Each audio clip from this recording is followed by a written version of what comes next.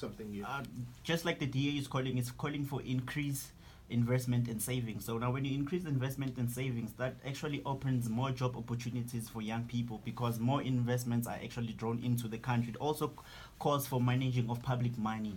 So now when you manage public money in a very proficient manner, you actually ensure that the government is well administered, because now looking at majority of municipalities that are run actually in South Africa are actually all incompetent, except for those municipalities that are run by the DA. Those are the most successful municipalities in South Africa. When you're actually looking at the statistics that had been But what has DA done? What has DA done? Increase in infrastructure. What has DA done? The DA No, is actually looking at increasing infrastructure by What has DA done? 10% in its 5-point job plan. So now when you increase infrastructure, actually also it draws more investments into the country, because now we need a country that has more infrastructure. Okay. That's why you have young people unemployed in Soweto. EFF knows nothing about leadership. It has not been Can't tell us about leadership in liberal policies here. municipalities. Please. Guys, I'm afraid I would love this conversation to continue, but unfortunately I now have 1 minute left before we have to go. Shakes, you got 30 seconds. Okay, one, I think the diagnosis here is fundamentally wrong. How do I say this? I say, okay, fine. I'll first respond to the caller's input. What do I propose as a solution?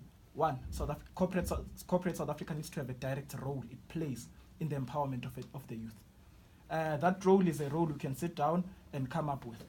I cannot solely sit down alone and say it needs to invest more in higher education, it needs to invest more in job. I'm afraid that you're going to have to give us the headline on it, Shakes, and that's all we've got. Fasia, you got the last word, and it's also 30 seconds. Yeah, look, so I think part of the problem is exactly what we've seen here. A lot of election campaigning and not actually focusing on the issue. We can go back and forth about what the DA hasn't done, what the EFF hasn't done, etc. But the fact of the matter is that young people are suffering on the ground. And we can talk about all of those things, but ultimately I think what we need to walk away from this discussion is that young people need to be fundamentally involved in the decision making of this country. When young people are fundamentally involved, taken seriously, we can then create policy and actual implementation of that policy to create a place where young people are actually in an economy that assists them.